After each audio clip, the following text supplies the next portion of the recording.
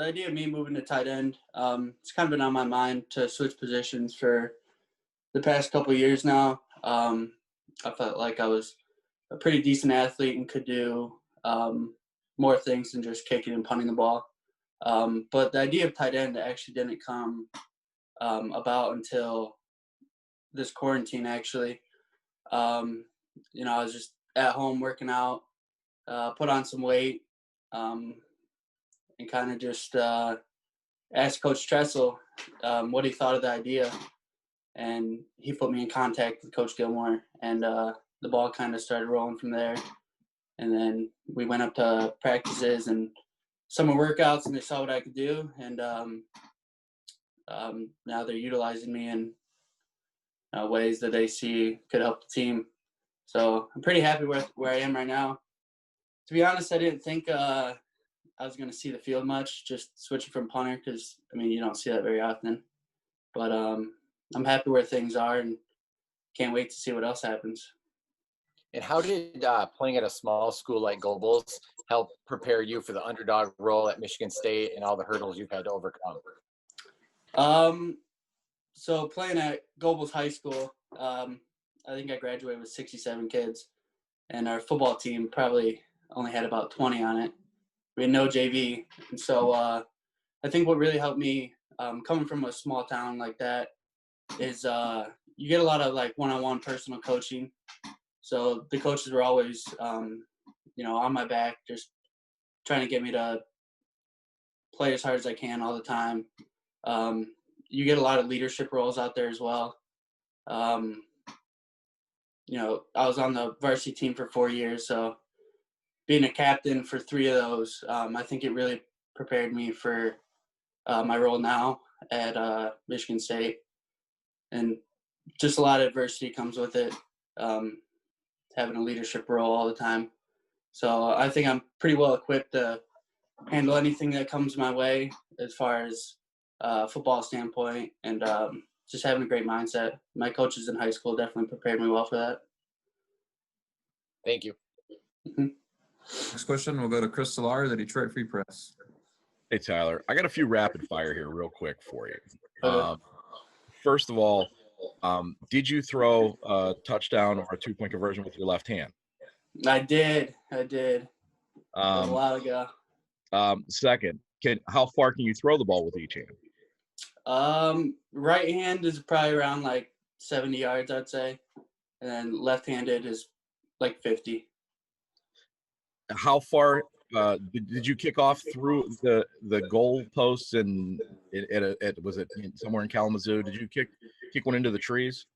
Yeah, Gobles High School. We played Kalamazoo United, and their field back there was lined with trees. And so I think just about every ball found its way back there. Okay, so the big question is,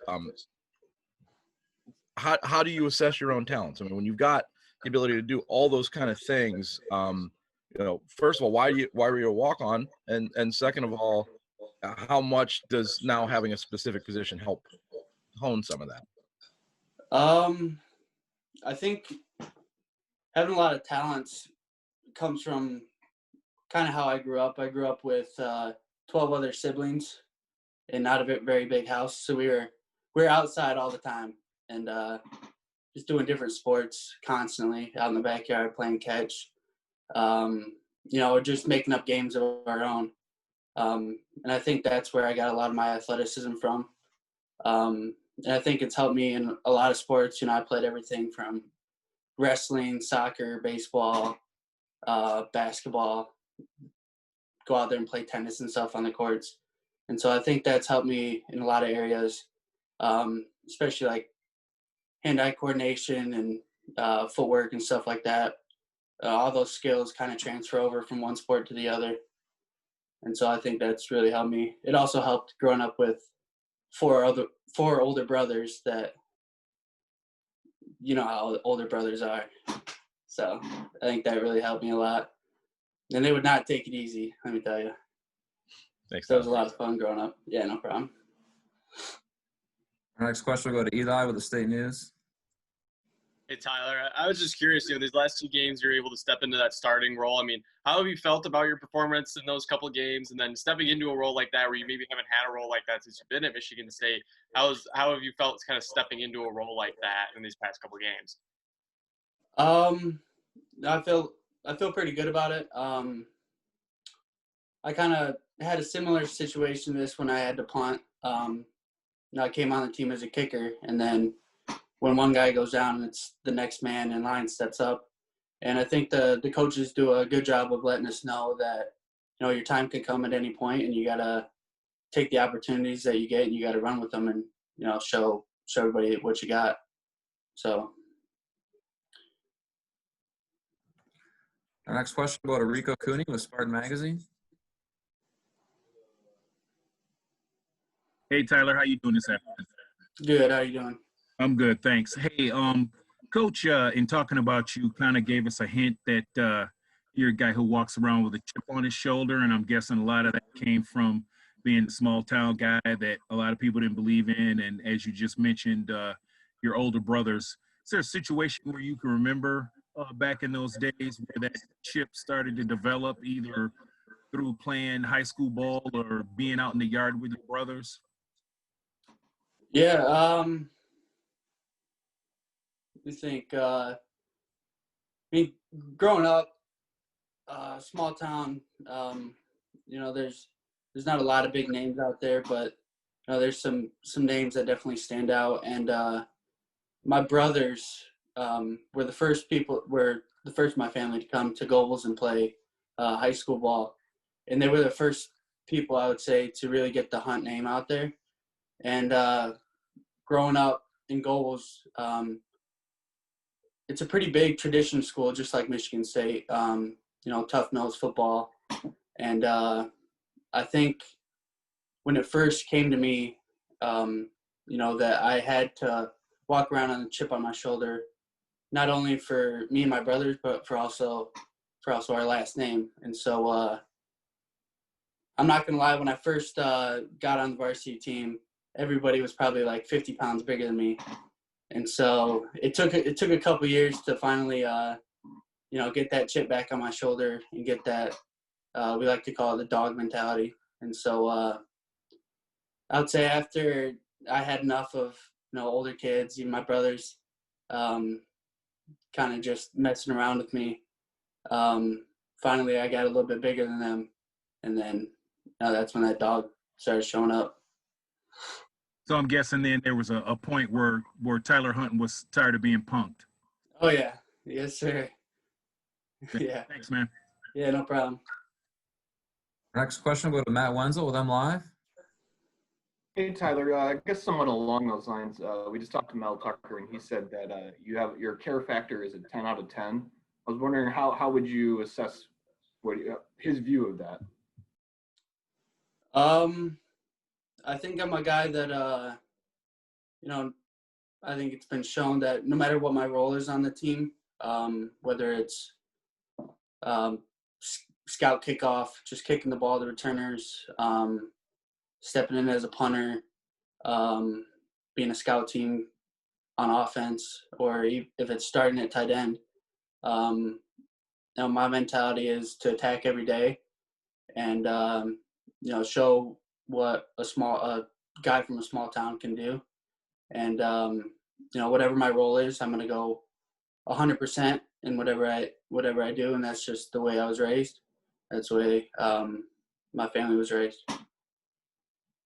And you mentioned, how the move to tight end came about, and you said you really didn't think you'd see the field that much. If somebody had told you a year ago that the first rushing touchdown Michigan State would score this year would come from you on a jet sweep, what would be your reaction to that? I'll tell them that they would never call that play in a million years at tight end. Thanks, Tyler. Yeah, no problem. Our next question will go to Noah Tripp for the AP. Yeah, hi, Tyler. We're kind of winding down the season here, and I'm wondering if you reflect at all on Coach Tucker's first season, and I guess if there's anything about him or this coaching staff that and their impact or their coaching style that maybe people don't know about. Yeah. first off, I got to say that, the coaching staff does a really great job. I love all the coaches, and their coaching style is pretty unique, I would say. They make sure, whatever problems you have, they make sure to address them before, like, those problems melt in and be other problems. And they're really personable coaches, and I think for the first time in my playing career, the coaches actually took the time to get to know the player's backstory, get to know about their family. We had to do research on all of our other players and go in and ask their families. Like, for example, Parks Kissinger on the team, we didn't know until this summer was a really good dancer. And so just doing all those, like, personal things makes you really get to know your teammates well. And I think it's formed a lot of camaraderie, especially amongst the tight end group. I think we got a good solid group going, and I think everybody cares about each other. When was that that you had to do research on each other? Was that during the off season? Yeah, it was during quarantine, Zoom meetings. So it was actually pretty cool. And we found out a lot of things about our teammates that we had no idea. We have time for a couple more. We'll go to Stephen Brooks at 24/7 Sports, and then Jim Comparoni. Stephen? Hey, Tyler. Are you doing any more kicking or punting these days, or when was the last time you did any of that? Yeah, I still go out every once in a while, make sure I can hit a ball farther than your average guy could. Most of it comes just not actually taking, like, full kicks or anything like that, but stretching and going through drops, like punting the ball. So I'll go through my drops, go through my steps. When the guys are kicking field goals, I'll visualize going through my steps and what I would do if I was out there kicking the ball. Is that kind of on your own time, like after or before practice, or is it during the actual special teams portions too? Yeah, most of it comes in my own time, and then whenever I'm not in blocking the protection for field goal, I'll stand back, I'll visualize what he's doing, visualize what I would do, and just go from there. And then do you miss that part of it at all? Are you pretty happy with your job these days? And what was that process like of learning tight end? I mean, you always hear it's a very complicated position, given the nature of it and everything. Right. I mean, there's certain natures of kicking and punting that I miss. Obviously, I don't get to spend as much time with the guys, the specialists. So that's something I miss. But I do enjoy playing tight end. I think there's a bigger role in, that I can play at tight end as far as being able to catch the ball and run the ball. The transition, it actually wasn't that bad. I think Coach Gilmore did a really good job, and Coach Johnson, of explaining the offense, going through different progressions that we have. And then it also helps. I'm roommates with two of the quarterbacks on the team, so any questions I have, I'll go to them and they'll explain it to me and make sure, my head's right and I know what I'm doing. Thank you. Yeah. Last question, we'll go to Jim Comparoni with Spartan Magazine. Hey, Tyler, congratulations on your success. Can you take us through your recruiting process a little bit? How did Michigan State find out about you? When and how did they contact you? Who was the coach involved, and what other opportunities you may have had at the time? Can you take us through that process, please? Yeah, so coming out of high school, I actually only had, I think, 2 or 3 offers from schools. Eastern Michigan reached out to me, and Saginaw Valley State and Northern Michigan Tech reached out to me to come punt and play safety for them. I think I had one email to Michigan State, and I knew I wasn't getting recruited by them. They probably didn't even know what my name was at the time. So I emailed them. I think it was just a mass email that went out to the Michigan State football email. And it was just like, hey, here's my highlight video. I know you had tryouts coming up, and I would love to attend. And eventually they really reached out to me. Mark Staten, he was the recruiter from my area at the time. I sent him a personal email, and he reached back out to me and told me the dates of when the tryout was happening. And so without an offer, without really any interest, I came to Michigan State. It was more of a financial and family situation. And so I came to Michigan State as a student.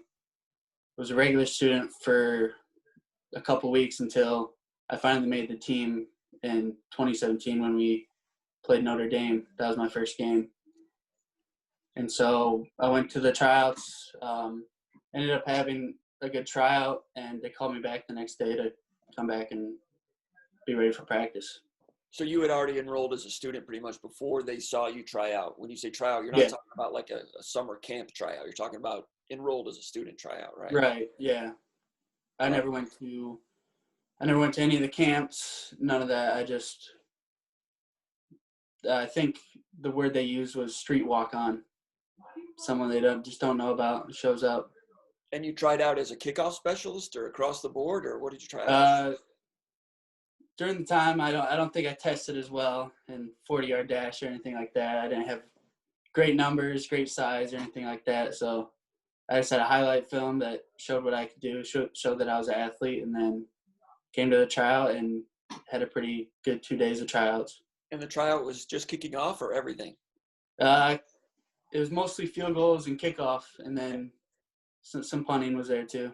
All right, you said during quarantine you decided to try working on tight end. During quarantine, who helped you with the pass catching part of it? Who threw balls to you? My brother Travis. Now he's got a workout facility out in his garage. He's got just weights and a bench basically, and he was out there every day with me, making sure I was getting my work in. We bought some extra lifting equipment. He'd take me out and just have me do all sorts of receiving drills, blocking drills, and just sling balls at me all day. And at that time, I mean, you conceivably could have competed for and won the job as a punter at that time. I mean, that was open. So was that a tough decision, or did you think you could maybe take a shot at both? How difficult was that decision? I think it actually took me about a week to build up enough courage to actually ask them to switch positions, because I knew the situation going in, that we didn't have a starting punter at the time, and I was on the list of potential next person up, and so I just decided that I think tight end would be a better fit for me. It matches my my mindset more, I think, my personality. And so I like to be in the action, and I think punting and kicking took me out of the action a little bit. Great. Thanks a lot. No problem. I think we have time for one more. If you have time, Chris. Thanks. Two quick ones. One, you still were on the team when Coughlin ran in his touchdown, right? Mm-hmm. I mean, what did you see when you saw that? I mean, you thought I could do that? I did, yeah.